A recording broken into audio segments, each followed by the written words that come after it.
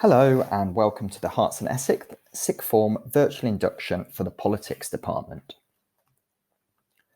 Firstly, to introduce myself, my name is Mr. Noble and I am the subject leader for politics, and I am also a teacher of history here at Herts and Essex. To get us started, here's a quick task for you. What three words or adjectives immediately spring to mind when you see this screen in front of you? The political landscape in 2020. I'm going to just ask you to spend 30 seconds whilst you consider this, and then I'll share a couple of words that immediately spring to my mind when I think of the political landscape in 2020. So if you just pause the video for 30 seconds, just so you can come up with your three adjectives. Okay, so I thought I'd go for one positive and one negative adjective. After all, politics by its very nature is polarizing and people have different reactions and thoughts. The positive word I might go for is exciting. The fast-moving nature of politics means there is rarely a dull moment. For example, in the USA, there is the 2020 presidential election later this year. This process to elect the world's most powerful person is never a dull affair, especially with personalities such as Donald Trump. If you're a supporter of Trump, you may be excited at the prospect of another 4 years of his administration. And if you are not a supporter of his policies and personality, then you may be excited at the prospect of Joe Biden taking the US on a different path. For example, on the international stage, recommitting the United States of America to the Paris Climate Agreement. A less positive word that springs to mind is unsettling. This coronavirus pandemic will, in very many ways, completely change the society in which we live. Will the economy of not just the UK, but the world plunge into a sustained recession, a depression of which the world hasn't seen since the 1930s? Will our society become kinder? For example, we've seen a heightened appreciation of frontline workers, such as NHS nurses, who provide a vital public service. Or will a post-corona world see a rise in native nationalism that rejects a more open and tolerant global society? Now, before we get into some more detail about what the course entails and also experience a little bit of a taster lesson, let's hear from some recent Herts and Essex students reflecting on their A-level politics experience.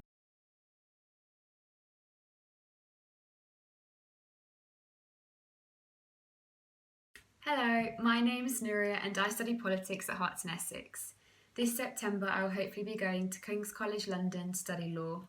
Hi there, my name's Ella and I'm a first year classics student at Cambridge. Hi, my name's Tom White. I'm currently studying maths at Durham University. Hi, I'm Leah and I'm hoping to study law at either Durham or Exeter University.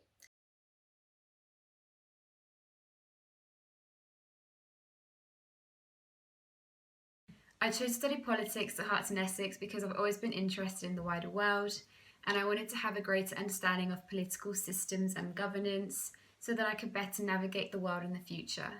I was a student at Herts and Essex since year 7, so I already had first-hand experience of the excellent teaching and resources, which are clearly reflected in the school's results, especially in politics. I decided to study government and politics at Herts and Essex because I thought that it would give me a much better and broader understanding of modern politics and sort of how our governments function. And I just kind of felt that would be like pretty key going on into later life, and it would allow me to be much more informed on sort of key aspects of how our society functions. And like I think specifically it made me feel that I thought I could exercise my right to vote once I reached 18 from sort of the most informed position possible. So I chose to study politics at Herts and Essex because I read up on the course and thought it looked really interesting, and I knew that Herts and Essex would push me to get the highest grades I possibly could, which I did end up getting an A star in politics, which I was very happy about. I think there were a few reasons why I chose politics at Herts and Essex, the main ones being the resources and the results.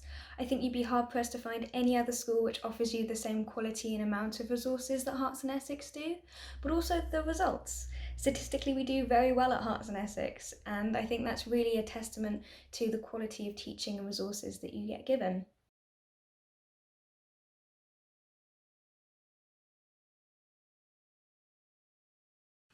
My favourite parts of the course were the key debates and the comparative aspect between the UK and the US.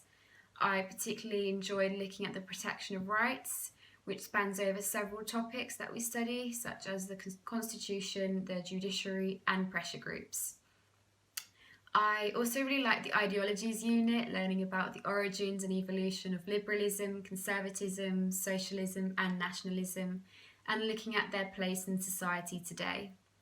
My favourite part of the course would definitely 100% be looking at the different political ideologies. I just found that so fascinating. Sort of like the fact that we got to look, sometimes as far back as the Enlightenment period to sort of really examine the origins of modern political thought. And I think as well, it really helped me in examining my own political views and really sort of challenging those and looking at that in more detail. I just really found that to be amazing. My favourite part of the course was probably the American politics side. I came in knowing pretty much nothing and came out knowing probably a little bit too much, but I really enjoyed learning about how everything worked over there. I just found that really interesting. I also really liked the ideologies part of the course because that helped me understand my own beliefs a bit better. My favourite part of the course would definitely be the Prime Minister and the Cabinet, and I think you guys are going to have a lot of fun next year analysing the leadership of Boris Johnson, but also the opportunities for debate that you get given. You can come into class and you'll have a huge debate which will really further your understanding. And we've also had people come in from outside, so we've had a Lord, someone from the civil service, our own MP, and I really don't think you get these opportunities in other schools.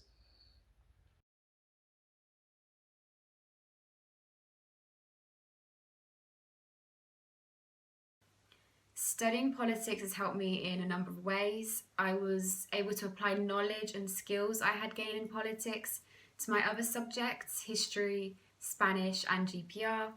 It's also very useful in everyday life and for your future. For example, I feel much more confident when having political and more complex conversations. It's also much easier to understand news articles and books when you're familiar with political and legal terminology and concepts. And I'm sure this will be very useful for me at university. Beyond into university, government and politics has been hugely helpful for me because I think I just so much better understand most every aspect of modern politics, and I really think that just helps me feel more informed when I have now been able to vote and more confident in sort of my own political beliefs, which then sort of allowed me to participate much more in discussion and debate at university and really defend what I believe in. But then also sort of the fact that I now have a much better understanding of viewpoints that might be different to my own, I think it's led me to be far less narrow-minded when it comes to sort of accepting that not everybody is going to feel the same way as me about certain things. And I think as well, it's really allowed me to take a more critically analytical approach to sort of modern political events as they actually unfold. Politics A-level has probably, easily been the most useful A-level I have in real life. Even though I'm studying maths at the moment, you can't really have a dinner time conversation about that, but the politics A-level has given me the confidence and ability to have discussions with people, put forward my own beliefs and challenge theirs, which I quite like doing.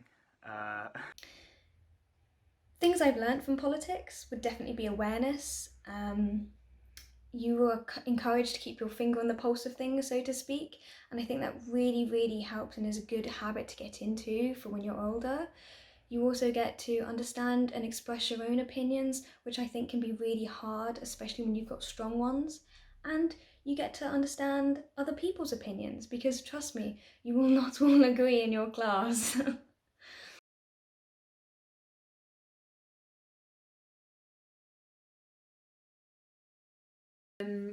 If I had any advice to give, it would be to keep on top of your work, engage in political discussions, follow the news, and try a range of resources.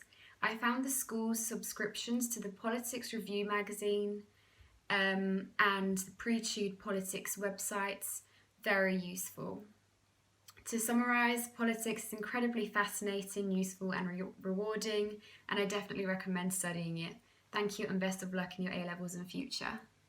And advice to anyone thinking about studying the course, I'd just say, like, yeah, 100% just do it. It's really, really exciting. And it's given me so much valuable and highly useful knowledge beyond A-levels that I've really been able to use quite a lot. And the teachers are brilliant too. So yeah, hope that helped. My advice to anyone wanting to study politics, arts and ethics would be just get as involved as you can. There's so much out there that you can do that will just enrich your learning, which won't just help you in exams, because it will, but also it will change the world potentially. But no, the more young people in politics, the better, really, and there's no better time to get passionate about it with everything that's going on. If I could give you any lasting advice, it would be you will fly through the course. You just will. So it's really important for you to keep your notes clean, precise, clear, and in order. Otherwise, it can get a bit difficult. But it's really fun. And as long as you use the resources that you're given, you'll be fine. Now let's look at what specific topics you would be studying on the A-level politics course. The AQA specification is broken down into 3 units: UK politics, US politics, and political ideologies.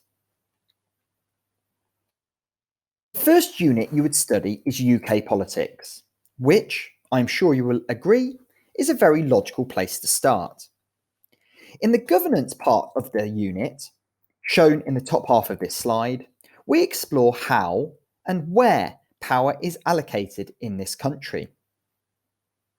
For example, we will explore what makes our constitution so unique, and how, over the course of many hundreds of years, power has been divided amongst not only the 3 branches of power, that is, the legislature, executive, and judiciary, but also, more recently, to the devolved nations of Scotland, Northern Ireland, and Wales.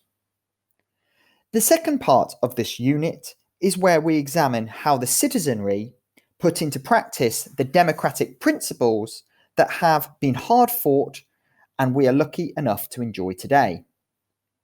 For example, the different ways in which political parties and pressure groups exist to represent us and champion the causes that are most important to individuals.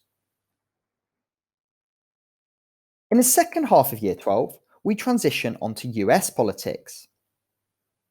As you might expect, there are some similarities between the politics of the UK and the US, but there are also fascinating differences, which can be explained by America's revolutionary political history and also the way in which US society has developed over the past 2 centuries. In Year 13, the third and final unit we study is political ideologies. 3/4 of this unit is comprised of looking at the dominant ideologies of liberalism, conservatism, and socialism in Western European society that emerged and evolved since the Enlightenment period. The fourth ideology that we choose to study at Herts and Essex is nationalism. The next 3 slides contains some important information about how the course is assessed and some key considerations and questions for you to consider. Please take the opportunity to pause this video and really engage with this key information, as it will help you make an informed decision as to whether A-level politics is the right subject for you.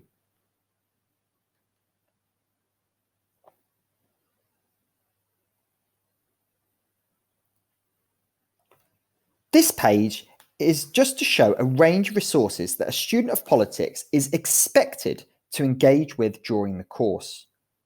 As well as using core textbooks, we have access to Pre-Tube Politics and fantastic online learning tools specifically designed to support your learning of the course. The school also receives the Politics Review magazine, a bi-monthly publication written especially for A-level subjects. There is also the departmental Twitter page on which I post links to contemporary podcasts, articles, documentaries, etc. to supplement your learning. Lastly, you need to actively embrace the plethora of additional resources that are quite literally at your fingertips, some of which are also shown on this page. Finally, let's take a quick look at an example of one of the many key debates that you would come across in the UK Politics unit. The question we'll have a look at is this: should the voting age be lowered to 16? This article was featured in the Politics Review magazine, a learning resource that I mentioned on the previous slide.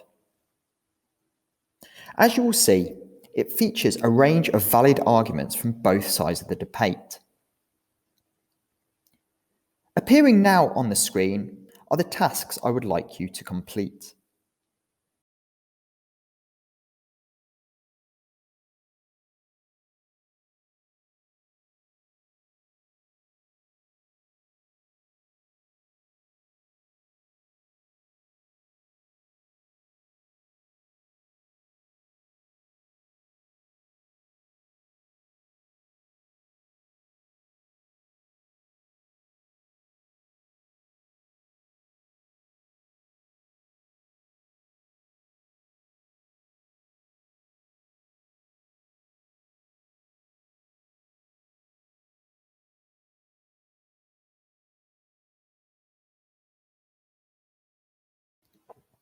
So, here is the article. In the spirit of overcoming the slight challenges that are presented by this new way of working for this sixth form taster video, please use the scroll bar at the bottom of the screen and the pause button to be able to go between the two slides as necessary, the slide with the questions and also the slide with this article. As you embark upon this task, may I take this opportunity to thank you for your time and to wish you all the very best with whatever sixth form path you choose to take.